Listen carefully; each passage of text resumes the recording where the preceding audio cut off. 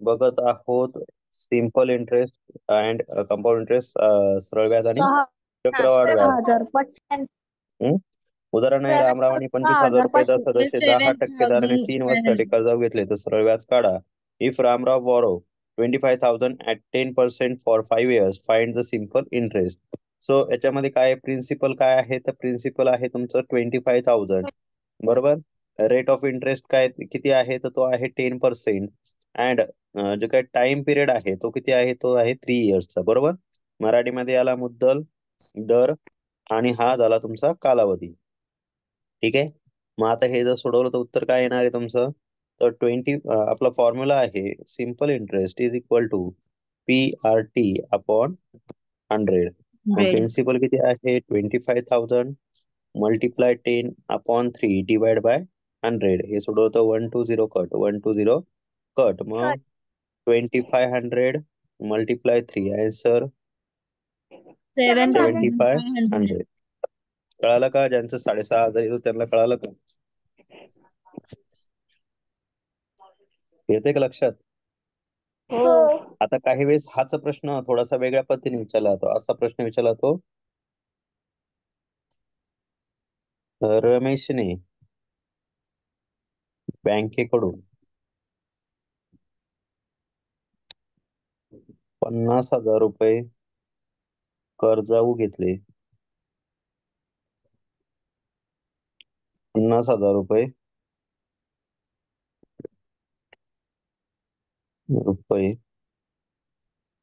10% दराने 5 वर्षासाठी कर्जाऊ घेतले.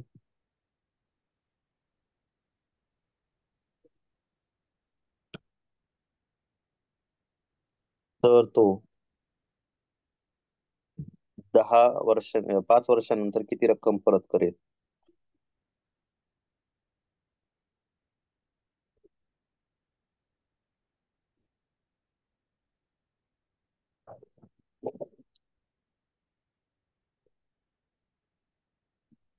मग आता ज्यावेळेस इंग्लिश म्हणून देऊ का काही गरज नाही? सर बोला. 12,500. इंग्लिश म्हणून देऊ. हो. Ramesh borrow 50,000 rupees 12,500 from rupees at 10% interest sir 2,05,000. and 5% for 5 years. For interest 12,500. Sir after 12,500. 5 years,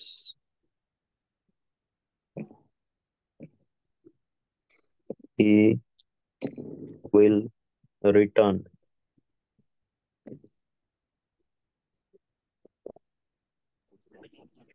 sir 2,05,000. how much amount? 25,000. आता बघा, जर तुम्ही बँकेकडून एखादी रक्कम घेता तर तुम्हाला फक्त बँकेला व्याजच परत करावं लागतं की घेतलेली रक्कम पण परत करावी लागते? 75,000. बघा, आधी तुम्हाला सिम्पल इंटरेस्ट फाइंड आउट करावं लागेल. सिम्पल इंटरेस्ट काय आहे, तर सिम्पल इंटरेस्ट काढण्यासाठी तुमचा फॉर्म्युला आहे PRT अपॉन 100. बरोबर. प्रिन्सिपल आहे 50,000, रेट ऑफ इंटरेस्ट होता 10% आणि टाइम पिरियड होता 5 इयर्सचा. डिवाइड बाय 100 करा. 120 कट 120 कट. 5,000 ला 5 ने मल्टिप्लाय करा. 5 5 25. आन्सर काय असणार आहे 25,000 रुपीज काय असणार आहे, सिम्पल इंटरेस्ट असेल. बरोबर. आता मला सांगा, बँकेकडून जर तुम्ही 50,000 घेताय आणि बँकेला 25,000 देतील तर चालेल का? चालेल का? नाही ना. ज्यावेळेस तुम्ही बँकेला रिटर्न रक्कम करता त्यामुळे तुम्हाला तुमचं प्रिन्सिपल प्लस त्याच्यासोबत द्यावं लागते रेट सिम्पल इंटरेस्ट. हे दोघे एकत्र द्यावं लागतात. म्हणजेच काय, तुमचं मुद्दल अधिक काय द्यावं लागतं, व्याज द्यावं लागतं परत. आलं का लक्षात? मग आता या ठिकाणी घेतले किती रुपये होते 50,000. या 50,000 मध्ये तुम्हाला ऍड करावं लागतील 25,000. तुमचा आन्सर असणार आहे 75,000 रुपीज काय करावं लागेल बँकेला रिटर्न करावे लागतील. आलं लक्षात? लक्षात येते का? हो. लिहून घ्या लागल्यास. मग तो रिटर्न किती करेल? 75,000 रुपये रिटर्न करेल. ठीक आहे, समजतंय का? हो सर. हो. 11 जण आहे, बाकीचे कुठे गेले? प्रतीक आहे, राजवीर आहे, कोण गायब झाले? 4 जण नाहीये. देवीदास, संजय, राजवीर, सोहम. हे शावमी कोणाचा नंबर आहे रे? शावमी.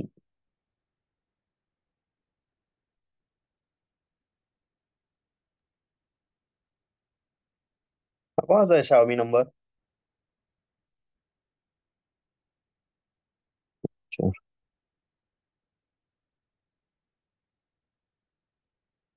बघावं लागेल.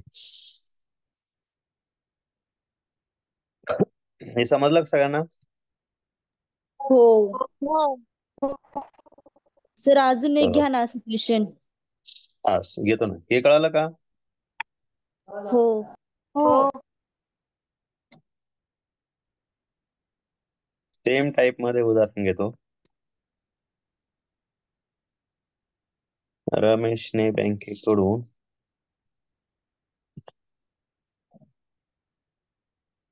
3 लाख रुपये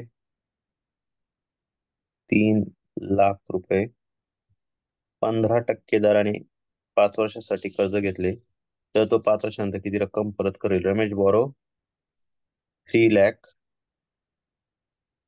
RuPay at 15% interest after 5 years. He will return how much amount? काढा बरं, बघू तुम्हाला जमतंय का. लक्षात आलं ना सगळ्यांना?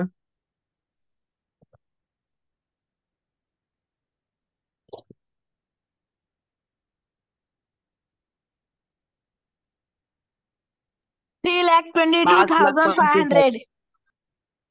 ओके. 3,22,500. 5,25,000. सगळ्यात आधी काय करणार? सिम्पल इंटरेस्ट फाइंड आउट करा. किती आहे? 3 लाख रुपये घेतले होते ना, मग 3 लाखचे काय करा? 15% काढा. किती झाले? सर 5,10,000. 6,25,000. बघा, हे 3 लाख, त्याला डिवाइड बाय 100. 1 2 0 कट 1 2. 3,22,500. हा, मग आता हे जर केलं तर तुमचं उत्तर किती येते? 15×5 = 75 आणि त्याला गुणिले 3,000. उत्तर 1 2 3 0 3 5 15 3 7 21 21 प्लस 1 22. 2,25,000 एवढी रक्कम काय झाली? सिंपल इंटरेस्ट झाली, बरोबर की नाही? मग आता मला सांगा, रिटर्न करताना काय करावं लागेल? हे तर सिंपल इंटरेस्ट आहे. आपल्याला रिटर्न करताना अमाऊंट रिटर्न करावी लागते का नाही? इंटरेस्ट म्हणजे प्रिन्सिपल प्लस सिंपल. प्रिन्सिपल मध्ये सिंपल इंटरेस्ट ऍड करावं लागेल. म्हणजे मुद्दल अधिक रास बरोबर मुद्दल अधिक काय घ्यावं लागेल? सरळ व्याज घ्यावं लागणार. म्हणजेच किती रक्कम परत होईल? 3 लाख. येते का लक्षात?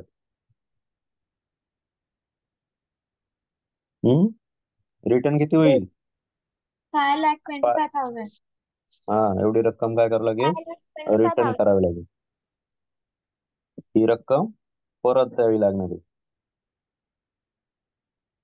कळलं?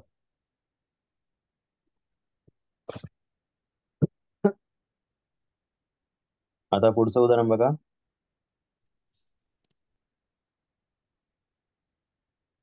एक रक्कम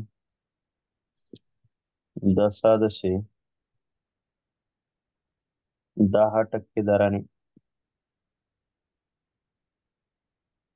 5 वर्षात दाम दुप्पट होते,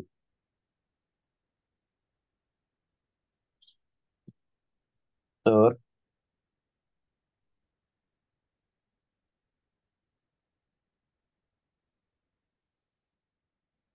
एक रक्कम 10% दराने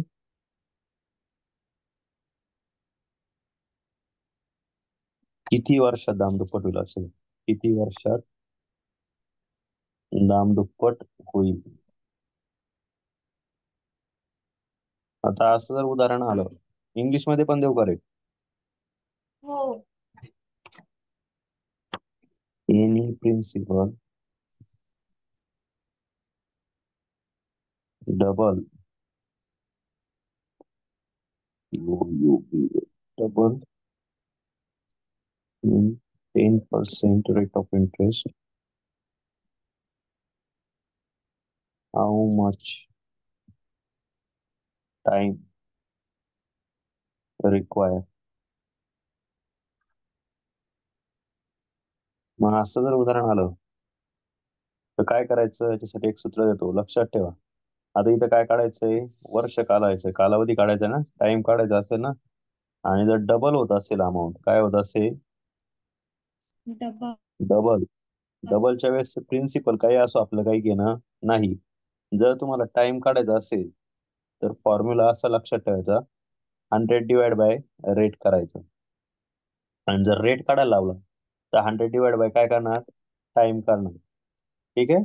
म्हणजे तिथे 100 डिवाइड बाय काय घेणार? 10 घेणार. 10 कट होईल, आन्सर काय येणार? 10 इयर्स, 10 वर्ष. कळालं का? हो कळतंय सर. का? लिहून घ्या, शॉर्टकट आहे.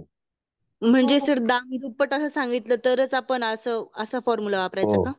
हो, दाम दुप्पट म्हणजे सपोज 100 रुपीज त्यांनी इन्व्हेस्ट केले, तर आफ्टर 10 इयर ती रक्कम काय होणार आहे? 200 रुपीज होईल. प्रिन्सिपल प्लस म्हणजे अमाऊंट जी असेल ना, ती अमाऊंट किती असणार आहे? 200 असणार आहे.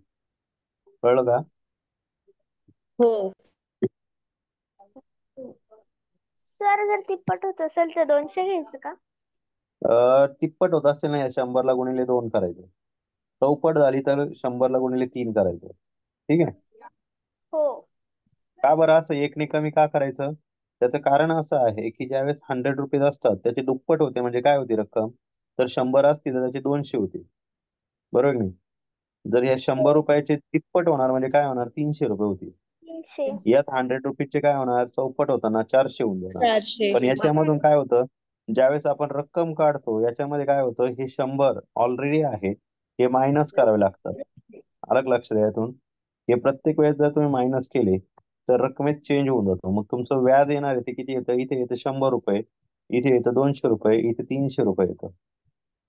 कळतंय का? हो सर. हो. ज्यावेळेस पण येईल असं तिप्पट झाली तर गुणिले 2 करा, चौपट झाली तर गुणिले 3 करा. ठीक आहे. आणि एक पट सांगितलं तर? एकपट होत नाही ना गं बाई, तीच राहील ना मग एकपट म्हणजे. हा.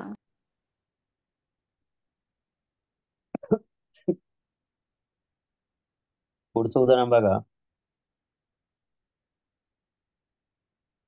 एक रक्कम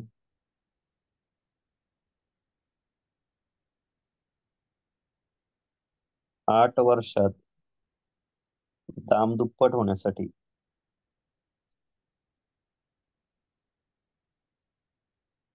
व्याजाचा दर किती असावा?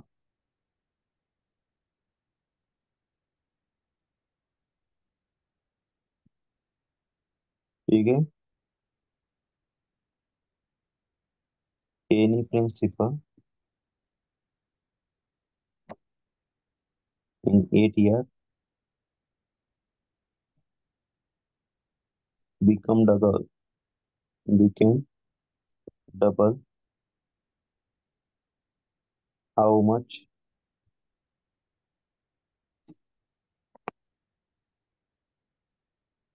rate of interest required?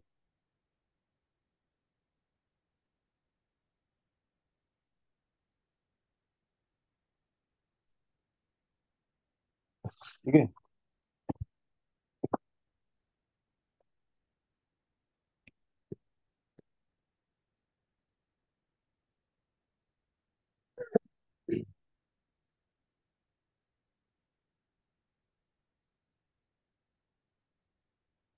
लक्ष येतंय का?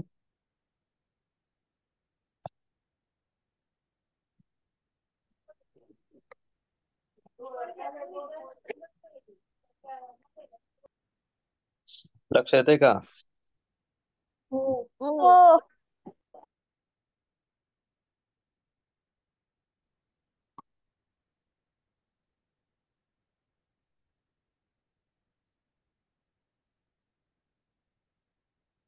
आणखी एक सूचना आहे. आपल्याला बघा 15 डिसेंबर पर्यंत सिलेबस पूर्ण संपवायचा आहे. जेवढा पण असेल तेवढा राहिलेला बाकी सर्व 15 डिसेंबर जास्तीत जास्त. त्याच्या आधीच संपला पाहिजे किंवा जास्तीत जास्त 15 डिसेंबर. मग आपल्याला एक्स्ट्रा लेक्चर घ्यावे लागले तरी घ्यावे लागतील. अलग लक्षात, कारण 15 डिसेंबर नंतर आपल्याला करायचं आहे question paper start. Daily question paper घेणार आहे आपण 2 तास किंवा 1.5 तास, जे काय असेल ते क्वेश्चन पेपर. आणि मी ते क्वेश्चन पेपर तुम्हाला समजून सांगणार. म्हणजे असा एकही प्रश्न राहायला नको त्यानंतर की तो तुम्हाला सोडवता येत नाही. अलग लक्षात, काय सांगतो ते हो. हो सर. हो. असं आहे. आपला थोडा सिलेबस राहिला. 8वीचे जे आहे त्यांच्यासाठी सूचना आहे. नवोदय परीक्षेचे फॉर्म सुटलेले आहेत 9वी साठीच्या, तर तुम्ही फॉर्म भरून टाका. सर तो ऑफलाईन आहे का ऑनलाईन आहे? ऑफलाईन असतो तो, यालाच असतो नवोदय विद्यालयामध्ये.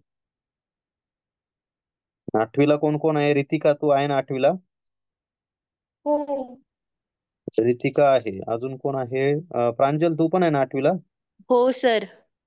अजून कोण होतं? ती काय नाव? समीक्षा, नाही सर, 7वीला आहे मी.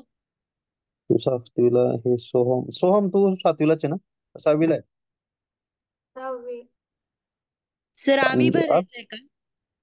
हा तुम्ही भरून टाका. ते आहे.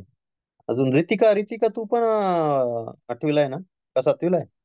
8वीला. तू पण भरून टाका. नवोदयाची काय मुदत आहे का सर आता काही? नवोदयचे फॉर्म सुटले, मी त्याचं ते टाकलंय ना ग्रुपवर. बरं बरं बघते सर. हो हा, ग्रुपवर प्रॉस्पेक्ट टाकलंय. साधारणपणे माझ्या मते फेब्रुवारीच्या पहिल्या आठवड्यात ती एक्झाम आहे.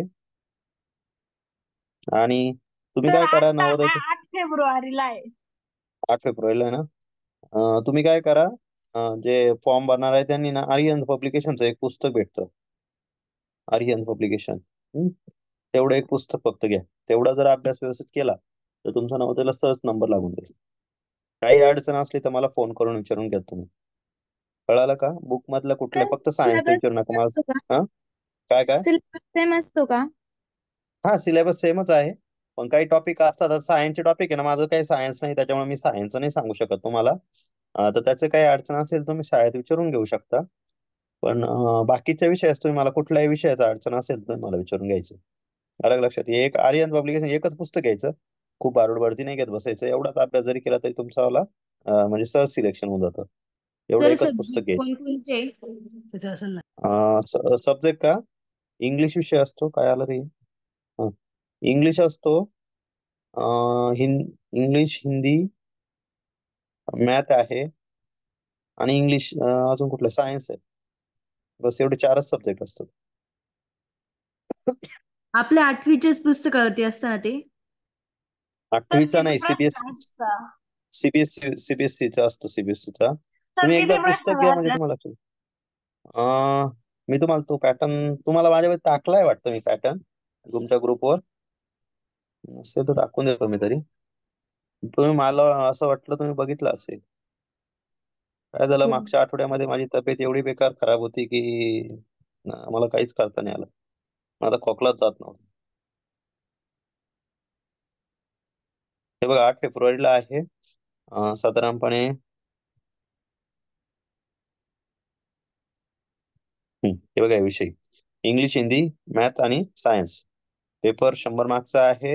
इंग्लिश 15 मार्कला आहे, हिंदी 15 मार्कला आहे, गणित आणि सायन्स दोघे 35-35 मार्कला आहे. ठीक आहे. 2.5 तासाचा पेपर असतो. सर शनिवारी पासिंगला किती मार्क्स? पासिंग नसतं इथे, डायरेक्ट नंबरच असतो. इथे पासिंग प्रकार नाही राहत. आता लक्षात.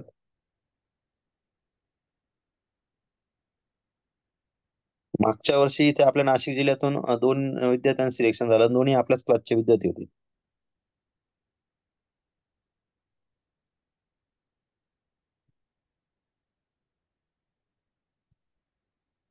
हे बघा, तुम्हाला त्याच्यात सगळं डिटेल दिलेलं आहे, काय काय आहे, कशावर प्रश्न विचारला जातो, काही नाही.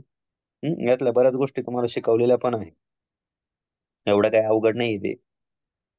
जर समजा काही अडचण आली तुम्ही मला विचारून घ्यायचं. आता फक्त सायन्सचा माझा जास्त काही संबंध येत नाही. त्यामुळे सायन्सचे जे टॉपिक आहे हे आता तुम्हाला बहुतेक असतील पण तुमच्या वर्गाच्या सिलेबस मध्ये नसतील, तेवढं ते पुस्तक भेटतं तेवढ्या एका पुस्तकातून करून टाका. ठीक आहे. कारण सायन्स आणि माझा काही जास्त दूरपर्यंत ऑनलाईन संबंध भरायचा आहे येतो. का? हा, तो फॉर्म ऑनलाईन भरायचा आहे का? हो, ऑनलाईन भरायचं आहे. मॅथ्सचे जवळजवळ सगळेच टॉपिक आपले झाले आहे. यातला कुठला टॉपिक राहिला असेल तर तो आपण घेऊन टाकू, पण तुमच्यासाठी आपण लवकर कव्हर करूया सिलेबस. ठीक आहे. सोपा आहे, जास्त काही अवघड सर नाही हे सिलेबस. टॉपिक आहे काय स्कूलच्या काय बुक मध्ये आहे. स्कूलच्या बुक मध्ये आहे हे सगळे टॉपिक. आहे ना? हा, ठीक आहे. मला तुमचं एवढं सिलेबस माहित नाहीये, त्याच्यामुळे मी तुम्हाला सांगितलं. माझा सगळ्यात महत्वाचा, माझा सायन्सचा दूरपर्यंत काही संबंध येत नाही. माझा बाय सब्जेक्ट मी इंग्लिश शिकवतो, त्याच्यामुळे माझा त्याचा काही संबंध नाही. मला तुम्ही स्कॉलरशिपचं काही विचारून घ्या, काही अडचण नाही. पण माझं माझं सायन्स आणि माझा एकदम वाकडा आहे. मला म्हणजे मी अभ्यास नाही केला असं म्हटलं तरी चालेल, सायन्स माझा काही संबंध नाही. ठीक आहे. तुम्ही मला बाकी कुठल्याही विषयाचं विचारून घेऊ शकता, काहीच अडचण नाही. मी ती तुम्हाला पूर्ण समजून सांगेल, पण फक्त सायन्स नाही सांगू शकत मी, कारण माझा सायन्सचा अभ्यास जवळजवळ नाही असं म्हटलं तरी चालेल. बाकी कोणत्याही विषयाचं तुम्ही मला विचारू शकता, काही अडचण नाही.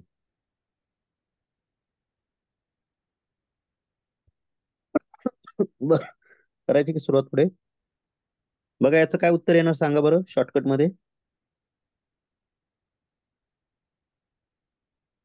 सर सांगा. माझं मध्ये आलंय. 12.5 आलंय का? हो. हो हं? सर. बघा, रेट विचारला, काय करणार? 100 डिवाइड बाय टाइम करायचं. ठीक आहे. म्हणजे दादा तुम्ही जर 100 डिवाइड बाय 8 केलं तर आन्सर काय येतं? 12.5. 12.5. ठीक आहे. हे काय येईल? 12.5%. नेहमी लक्षात ठेवा, रेट ऑफ इंटरेस्ट हा नेहमी पर्सेंटेज मध्ये असतो. ठीक आहे. काही अडचण कोणाला याच्यामध्ये? नाही. नाही. आणि तुम्हाला मी जे सांगितलंय की आपल्याला सिलेबस जो आहे 15 डिसेंबर पर्यंत करायचा आहे, त्याचं कारण पण सांगतो मी तुम्हाला. बघा, आपले काय होतं, तुमचं सिलेबस खूप कॉस्ट आहे. काही वेळेस माझ्याकडून तुम्हाला क्वेश्चन पेपर दिले जात नाही, पण आपल्याला कमीत कमी किती पुढे 2-2.5 महिने आहे, तर तेवढे 2-2.5 महिने मात्र आपला 100% सिलेबस झालाच पाहिजे. म्हणजे क्वेश्चन पेपरचा सराव झालाच पाहिजे. रोज एक क्वेश्चन पेपर सोडवायची. आपल्याला आहे ना, 8वी स्कॉलरशिपचे 40 प्रश्नपत्रिका असतात. एक 20 प्रश्नपत्रिका ह्या आणि 20 त्या, असे एकूण 40 प्रश्नपत्रिका एवढ्या पिरियड मध्ये सोडवायचे आहे. आलं का लक्षात? आणि तुमच्याकडे समजा एक्स्ट्रा काही असतील तर तुम्ही त्याही सोडवल्या तरी काही अडचण नाही, पण असा एकही प्रश्न राहायला नको की तो तुम्हाला परीक्षेमध्ये येत नाही. आलं का लक्षात? आणि एक लक्षात ठेवा, या जे काही 40 प्रश्नपत्रिका होतील ना, त्यात जे मार्क पडताना त्याच्यापेक्षा 20 मार्क लेस करायचे. एवढे मार्क्स तुमचा परीक्षेचा स्कोर असतो, जो काही स्कोर असेल त्याच्यातून. एका पेपरमध्ये 20, असे 40 प्रश्न तुम्हाला लेस करायचे. तोच तुमचा फायनलचा सर एक स्कोर असतो. डाऊट आहे, पाठवू का? हा, क्वेश्चन पेपर मधला एक डाऊट आहे. पाठव, काय अडचण. मी तुम्हाला, हे बघा, मी तुम्हाला आधी पण सांगितलंय, तुम्हाला कुठलाही डाऊट असेल ना तर तुम्ही मला डायरेक्टली कॉल करून विचारून घ्यायचं चाललं. कारण काय होतं, काही वेळेस तुमचं आपल्या शिकवण्याच्या याच्यात काही वेळेस लक्षात येईल असं काही नाही, तर तुम्ही मला काय करायचं, फोन करून लगेच विचारून घ्यायचं. बरेच जण जे फोन करतात त्यांना माहिती तुमचे डाऊट लगेच सॉल्व्ह होऊन जातात. काही डाऊट असू द्या, याच्या पुढे नेहमी लक्षात ठेवायचं.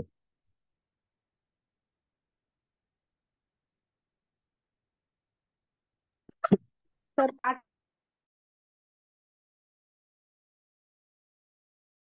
पर्यंत एक शॉर्टकट मध्ये प्रश्न येतो पटकन, हे तुम्हाला बघूया जमतंय का. Principal, rate, time, simple interest आणि अमाऊंट. जमेल ना? लक्ष येतं नाही का? मराठीत देऊ? सर मराठीत पण द्या. मराठीतून. मुद्दल, दर, कालावधी, सरळ व्याज आणि रास. ठीक आहे. 5,000, 5%, 10 वर्ष.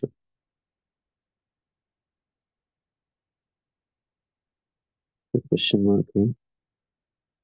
10%, 10 वर्ष, सरळ व्याज आहे 3,000 रुपये.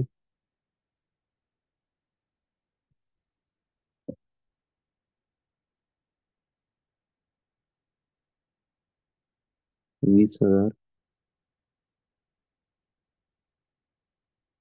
5 वर्ष. सर पहिल्याच ना 25 या सरळ व्याज ना 2500 आहे आणि हम्म. Amount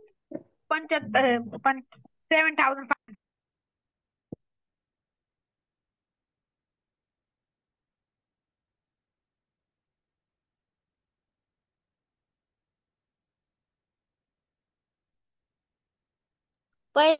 Sir, first answer simple interest 22,500 आहे आणि amount 7,500.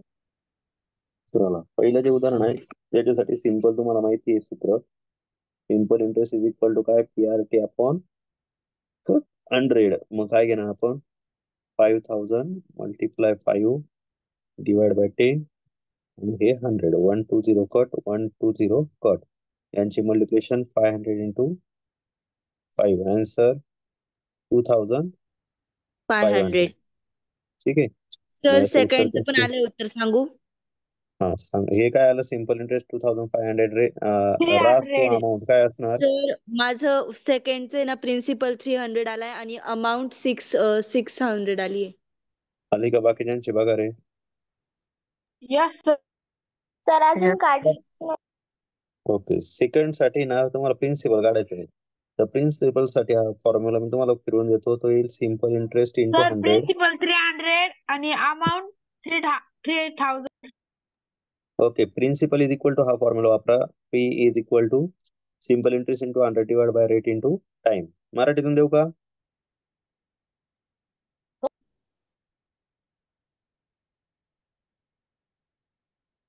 नाही सर. मुद्दल बरोबर सरळ व्याज गुणिले 100 भागिले दर गुणिले कालावधी. सर माझं दुसरं पण आलंय, तिसरं पण आलंय. ओके. अरे 2% आला आणि अमाऊंट आहे ना 3,000 आली. 2 Okay. and 3,000. याचं काय करणार तर इथे बघा 3,000 मल्टिप्लाय 100 डिवाइड बाय 10 इंटू 10. आता 10 इंटू 10 म्हटलं तर काय होईल. हे दोघे कट होऊन जातील. 100 कट होऊन जाईल. आन्सर काय असणार तुमचं 3,000 असेल. जर हे 3,000 येतं हे पण 3,000च येतं बरोबर. आणि मग ही काय येणार प्रिन्सिपल प्लस सिंपल नाही अमाऊंट 6,000 येईल इथे.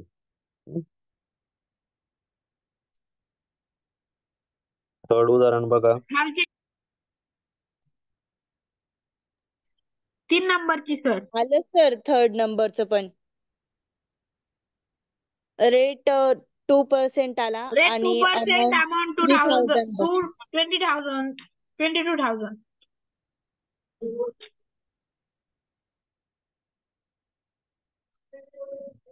सर वरती करा ना स्क्रीन. देतो. आता काय करायचंय रेट काढायचंय.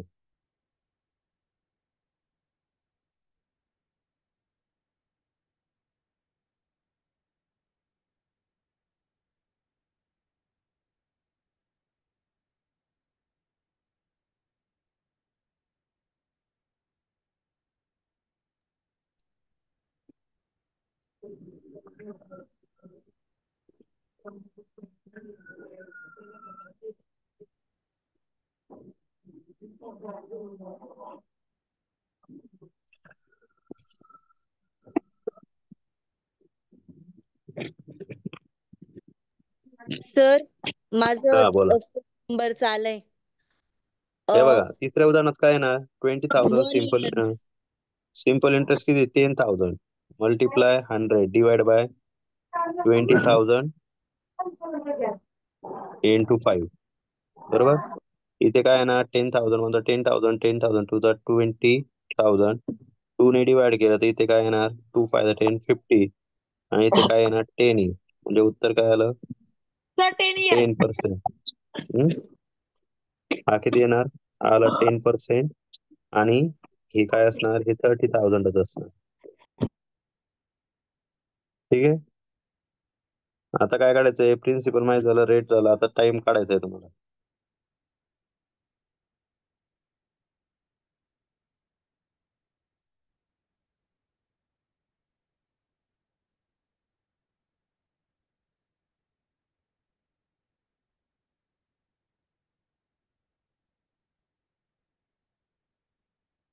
कालावधी बरोबर काय घेणार? सरळ व्याज गुणिले 100 भागिले मुद्दल गुणिले गुणिले दर. दर. ठीक आहे. मग आता सिंपल इंटरेस्ट किती दिलाय तुम्हाला इथे? 9600. बरोबर. आपण काय करणार? 9600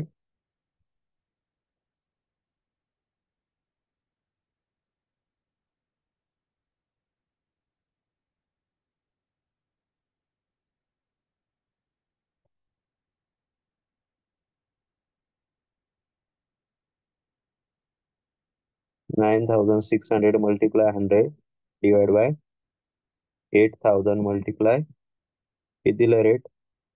12%. आता हे सोडवलं तर काय येणार? 1230 कट 1230 कट. 12 1 12 12 8 96 आणि हा 0.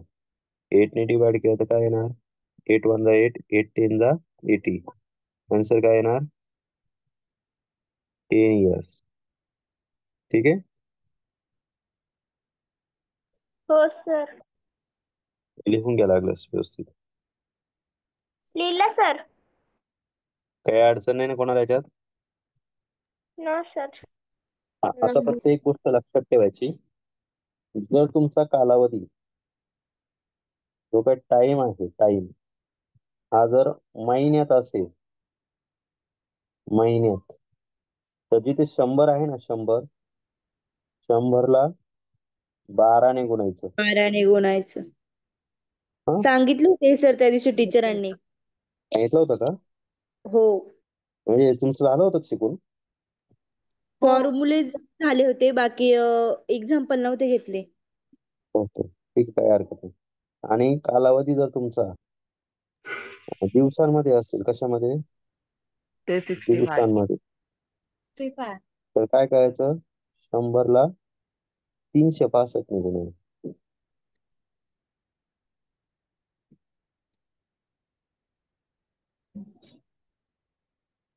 ठीक आहे. मग आता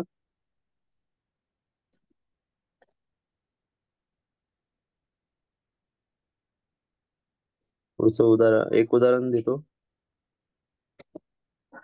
रामरावांनी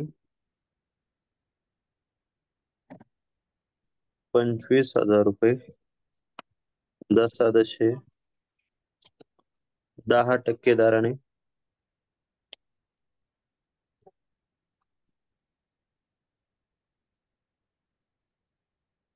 8 महिन्यांसाठी कर्ज घेतले.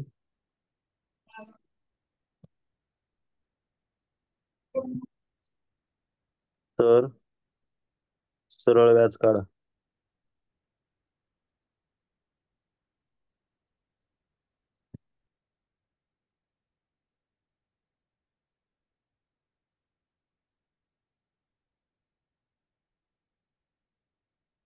काय करणार मग आता?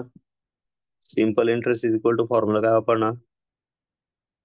तोच आपला PRT अपॉन 100. फक्त इथं 100 ला मल्टिप्लाय काय करायचं? 12 करायचं, बाकी काही करायचं नाही. कळालं का? इथे एक लक्षात मी काय सांगतोय? हो.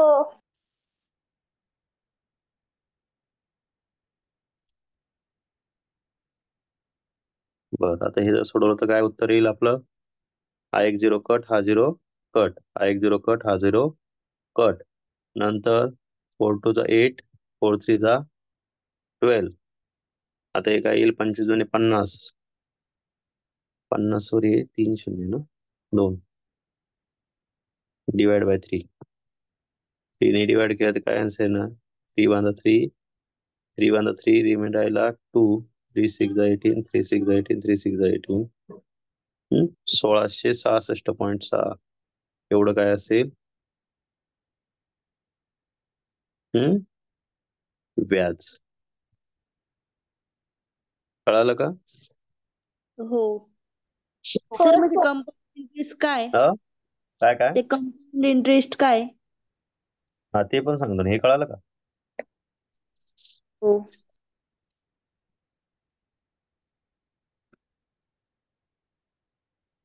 आता चक्रवाढ व्याज. चक्रवाढ व्याजामध्ये काय असतं माहिती का? सपोज तुम्हाला जर सांगितलं की 10,000 रुपयाचे 10% दराने 3 वर्षाचे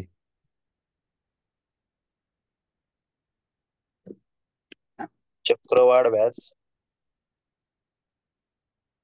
आणि सरळ व्याज काढा.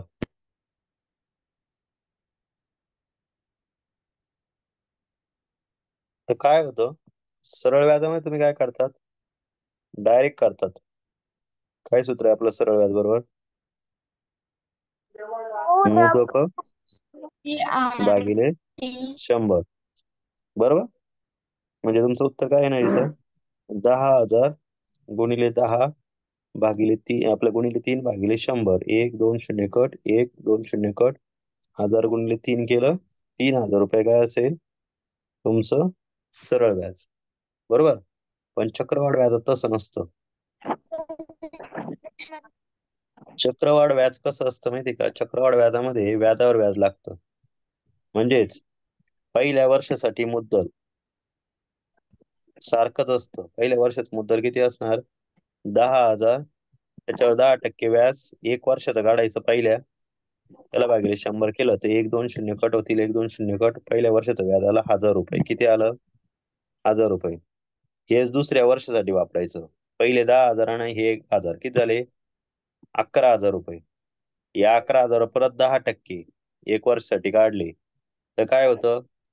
1,100 रुपये व्याज येणार. किती? सर स्टेप 3 1,100 वेळा व्याज. करायची का? हा ही स्टेप 3 वेळा आणि करायची. तिसऱ्या वर्षासाठी हे 11,000 आधीचे आणि प्लस हे 1,100 किती झाले?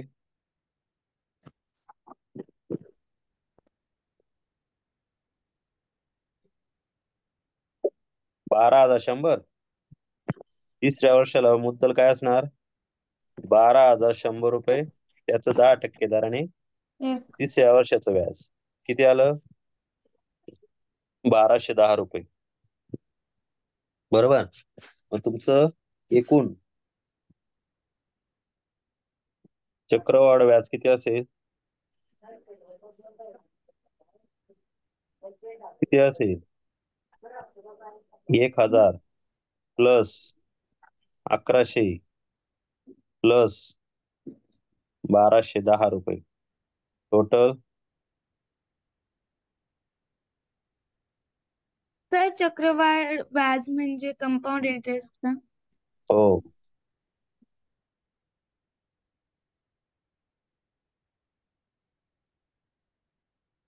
हा असतो फरक. सिंपल इंटरेस्ट मध्ये किती आलं? 3,000. 3,000. कंपाऊंड इंटरेस्ट मध्ये किती आलं? 3,000. 13,010. कळलं का? 310 रुपये एक्स्ट्रा आले. पण तुम्ही 1 0 कमी घेतलं. कुठे? ते नाही बरोबर. येते का लक्षात? सर मला नाही हो. समजलं. हॅलो.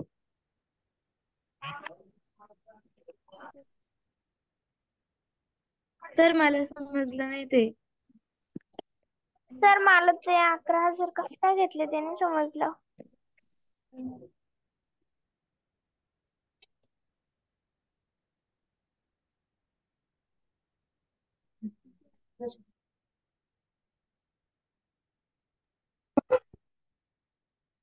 येतोय का आवाज? हो Yes, sir.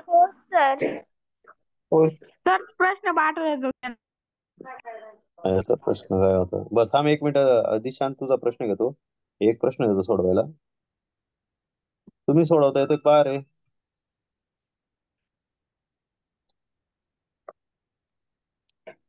हॅलो. हॅलो. आहे ना?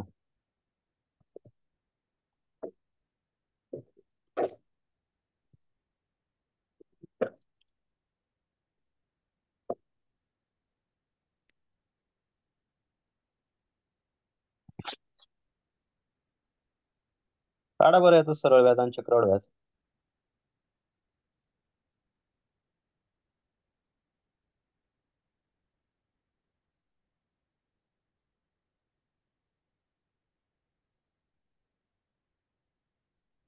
सर सरळ व्याज 8,000 आले.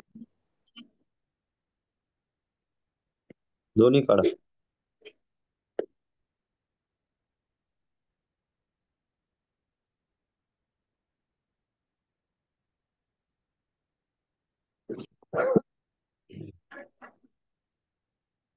सिंपल इंटरेस्ट साठी तुम्ही काय करता directly 40,000 multiply 10 divide by 2. Sir simple interest 800. किती आलं उत्तर? 8,000. बरोबर 8,000 येतं ना? बरोबर का? हो. आता कंपाऊंड इंटरेस्ट मध्ये तसं नसतं. कंपाऊंड इंटरेस्ट मध्ये काय करणार तुम्ही पहिले फर्स्ट इयरचं काढावं लागणार. फर्स्ट इयर साठी काय करणार 40,000 मल्टिप्लाय 10 डिवाइड बाय 100. 120 कट 4,000 आले. 120 कट किती 4,000 आला आले. आन्सर? 4,000. 4,000. सेकंड इयर काय करणार आधी हे तुमचे 40,000 प्लस हे 400 किती होणार 44,000 multiply 10 divide 100. Answer 120 cut 120 cut. Answer काय आलं 8,400. म्हणजे तुमचं टोटल किती इंटरेस्ट आला सांगा आधीचे 4,000 8,400. प्लस हे 4,400. आन्सर 8,400. ठीक आहे येते लक्षात हो. हो. कळतंय का? हो सर. हो. आता एवढं करत व्हायचं आपला शॉर्टकट त्याच्यासाठी वापरावं लागेल एक ट्रिक. एक ट्रिक अशी आहे, 1 वर्ष सिंपल इंटरेस्ट आणि हे कोड लक्षात ठेवायचे कोड. 1 वर्षासाठी सेम कोड आहे 1 वर्ष simple interest compound interest change होत नाही. 2 वर्षासाठी कोड आहे 1 2.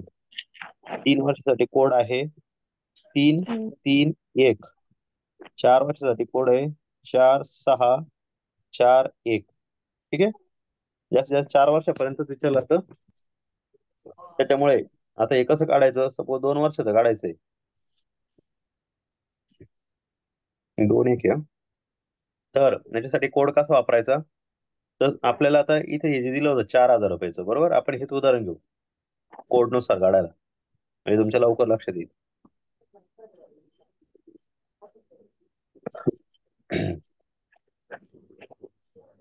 काय करणार त्याला कोड कसा युज करायचा पहिल्या वर्षाचं काढून घ्यायचं 40,000 10% दराने किती येणार त्याचं व्याज 1 2 4,000 4,000. आता दुसऱ्या वर्षासाठी काय करायचं हे 4,000 आहे ना या 4,000चे काढायचे 10% दराने 1 2 0 कट 1 2 0 कट किती आलं उत्तर 400 आलं. हो. मग या कोडला काय करायचं हा जो कोड आहे ना या कोडने याला गुणायचं पहिल्याला 2 ने दुसऱ्याला 1 ने 400 गुणिले 2 किती झाले 8,000. आणि 400 गुणिले 1 400. 400. टोटल 8,400. झाला आपलं कंपाऊंड इंटरेस्ट. ठीक आहे 3 वर्ष झालं असतं काय केलं असतं 3 वर्ष 3 3 1 6. प्रिन्सिपल दिलंय 10,000 हम्म. रेट दिलाय 10% आणि टाइम दिलाय तुम्हाला 3 इयर्सचा काय करणार यासाठी कंपाऊंड इंटरेस्ट बरोबर पहिल्या वर्षाला हे 10,000 हे बाय असे एका खाली एक लिहून घ्यायची मी एकदम सोपी ट्रिक देतो तुम्हाला आणखी 10% जर असेल ना तर एकदम सोपं हे first year, second year, third year. First year साठी 1 झिरो कट, सेकंड साठी 2 झिरो, थर्ड इयर साठी 3 झिरो कट. क्लिअर? हो 3 वर्षाचा कोड काय दिलाय तुम्हाला? 3-3-1 आहे ना? हो हो. बस इथं गुणून टाकायचं.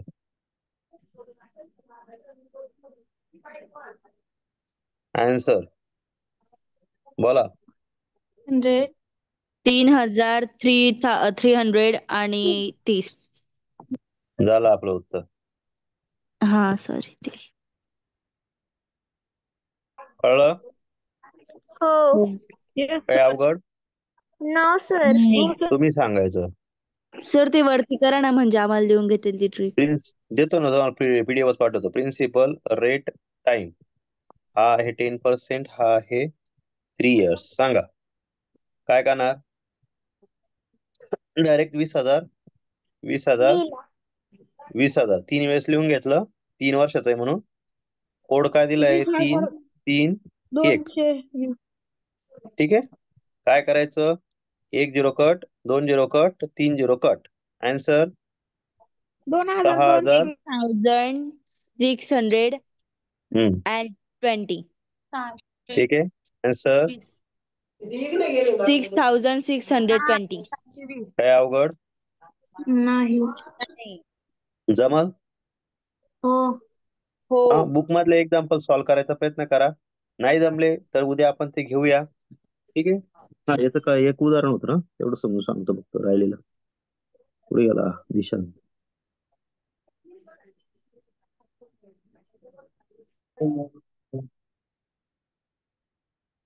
दिशांत काय उदाहरण वाच रे पटकन. दिशांत वाचतो सर. एक दुकानदार एक पुस्तक 2,500 2500 ला रुपयाला विकत 2,000 विकतो. यावर 2,000 शेकडा तोटा किती? 2500 ला घेतलं 2,000 विकलं तर 500 तोटा झाला 2500 बरोबर ना? सर पण पर्याय चुकीचे आहे ना.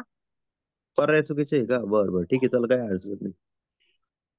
पॉइंट मध्ये उत्तर असेल त्याचं. 2500 ला किती तोटा झाला? 500 तोटा झाला. त्याला गुणिले 100 करायचं. 1 2 0 कट 1 0 कट 25 2 50 20%. हो सर निघालं उत्तर, पण तिथे काहीच पर्याय नव्हते म्हणून.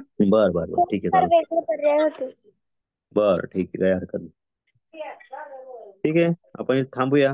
काही अडचण नाही ना कोणाला? हो सर. हो सर नाही सर. समजलंय सगळ्यांना? हो. Yes sir. Bye sir. हो बाय सर सर. ठीक आहे. आपण Bye, sir. थांबूया मग. Bye sir bye bye bye.